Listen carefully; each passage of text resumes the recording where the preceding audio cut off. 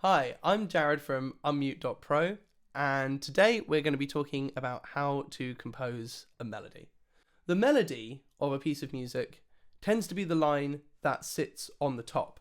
Now, composers treat these in lots of different ways. Often there isn't just one melody, there might be several. But for now, we're going to be focusing on just one. A melody might be sung, it might be in any of the instruments of the orchestra, or in electronic music, it could also be on a synthesizer. There are many approaches that you can use when you set about writing a melody, but one of the most important things is to make sure that you are singing or playing it as you go. That way, you can know if it's a reasonable melody for your piece of music. For example, if you're singing or playing something and it feels really difficult or complicated, then maybe it's a bit too much for what we need right now and you need to take it back a few steps. It's very important to be thinking about the people who are going to be listening to and playing the music that you're writing. One of the things that makes a melody really good is that it feels very natural. What you might find when you're listening to the music that you like is that the best melodies feel really instinctive and easy to sing or play. That's something important to remember when you're writing your own melodies. If it feels like it comes naturally, you're probably onto something good. A really good way to get started writing melodies is to think about the sorts of melodies or tunes that you hear in the music that you listen to. Generally, different styles will have different sorts of melodies, and what you can do is you can take influences from things that you love already and start trying to work out how they've been written and using that in your own music.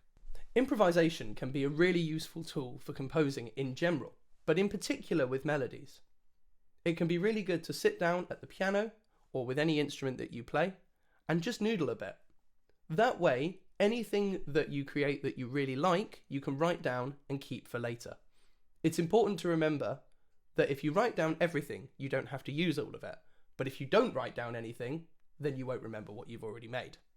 Let's take, for example, Uptown Funk. A really, really simple melody, but it's catchy. And a lot of what makes it so catchy is its rhythm. So you can see that all the different elements of music that we've been talking about come together to form a really engaging melody. If we think about a melody like Twinkle Twinkle Little Star, what you'll find is that it's actually very simple. It's got very few different intervals and lots of movement by step. These features make it very easy to sing and make it very memorable. These are the kind of things that you should be thinking about when you come to compose your own melodies. When you listen to many melodies, what you may notice is that there are not actually that many different musical features. Some of the best melodies use lots and lots of repetition. That could be rhythmic, it could be with the intervals, or it could be with the harmony.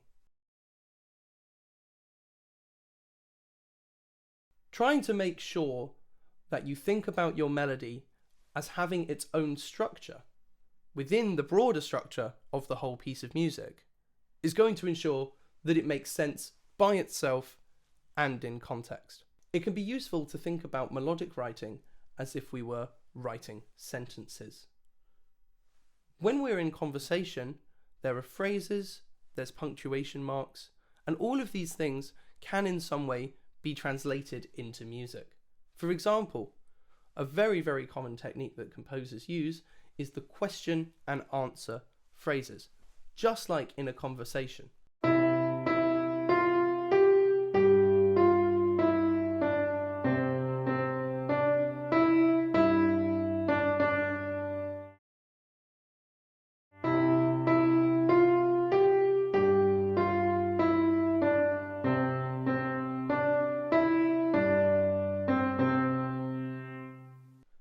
These sorts of ideas make sense to us naturally, so it can be a good thing to look for when you're writing music.